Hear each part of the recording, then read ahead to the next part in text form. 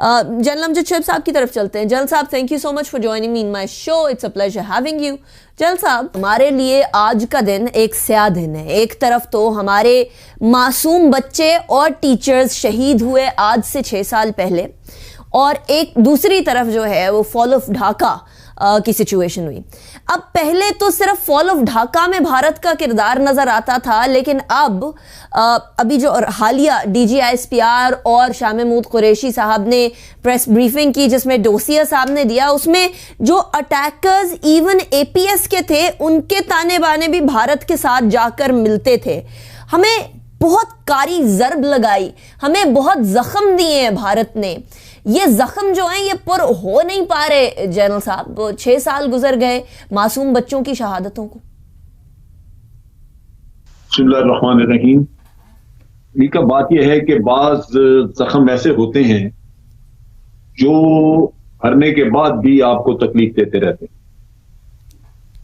इंसान किसी हद तक रिकंसाइल कर जाता है, लेकिन वो हमेशा मुकम्मल तौर पे रिकंसाइल नहीं कर सकता इन चीजों से, क्योंकि ये सानहात हैं जो कि कौमों की जिंदगियों पे बहुत बुरा असर डाल चुके होते। ये कोई ऐसा छोटा मोटा वाकया नहीं होता।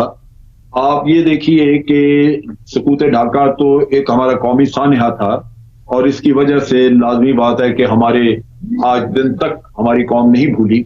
उस वक्त उस वाक़े से जहां मुक्तिबानी और जहां बंगालियों को पहले वरगला के उनको खिलाफ किया गया, फिर हमारी 26-27 हजार जो वहां पे ट्रुप्स थे वो अपने बेस से, वतन से 1200 मील दूर और दरमियान में होस्टाइल टेरिटरी भारत की, उन्होंने वहां पे अपने जान हथेलियों पे रखे तो वहां जंग लड़ी। लेकिन उससे ये सबक हरगिज नहीं लिया जा सकता कि वो पाकिस्तान की सही दफाई पोटेंशियल वो थी। दफाई पोटेंशियल यहां पे है। तो भारत जो नफरतें बो रहा है, ये अपने मुल्क को तनहा कर रहा है, और इसके अवाम जो है वो मोदी के पीछे लगे हुए हैं। मोदी नफरतों के जो बीज बो रहा है ये काटे जाएंगे, और ये फसल मोदी ही काटेगा, कोई और नहीं किसी को काटने को, इंशाल्लाह।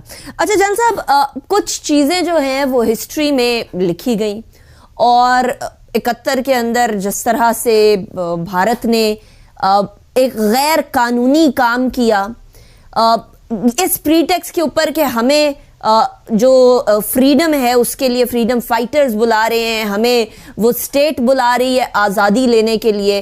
अगर उसी नैरेटिव को देखा जाए तो फिर तो कश्मीर के अंदर कश्मीरी भी फ्रीडम फाइटर्स, कश्मीर के साबिक CMs बुला रहे हैं, पुकार रहे हैं पाकिस्तान को कि हमें मदद करें। तो फिर तो अगर हम कश्मीर में चले जाते हैं तो फिर इंटरनेशनली वो भी दुरुस्त होगा।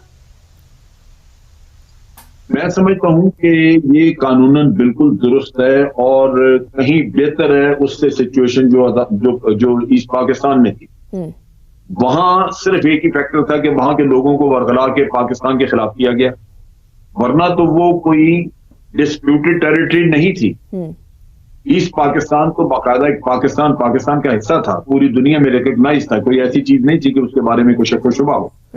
कश्मीर तो डिस्प्यूटेड है, कश्मीर तो हमारा भी क्लेम है, और वहां पे कश्मीर के लोग जो हैं वो जद्दोजहद भी करते हैं, और कश्मीरी जो हैं वो अपने आप को पाकिस्तान के शहरी समझते हैं। मैं भी उनको समझता हूं कि वो पाकिस्तान के शहरी हैं, लिहाजा जब पाकिस्तान के शहरी किसी मुश्किल में गिरफ्तार हैं तो वो तो मेरा हक पहुंचता है मुझे कि मैं उनकी मदद करूं, और कश्मीरियों को हक पहुंचता है कि वो कानूनन अक़वाम मुत्तहिदा के चार्टर के तहत उनको हक पहुंचता है कि वो मुसल्लह जद्दोजहद कर सकते हैं, जबकि उनके ऊपर मुसल्लह चढ़ाई की गई है काबिज फौज की तरफ से। तो ये तो कानूनी पोजीशन है। अब डिपेंड करता है कि हुकूमतें इंटरनेशनल माहौल को समझती हैं कि आलमी सतह पे क्या मुश्किलात हैं, क्या आपको सपोर्ट मिल सकती है, नहीं मिल सकती। लेकिन कानूनी तौर पे और हक में देखूं अगर, तो ये इंसानियत हर लिहाज से हमें सपोर्ट करती है इस चीज पे कि हम हथियार उठाएं और अपने कश्मीरी भाइयों की मदद करें।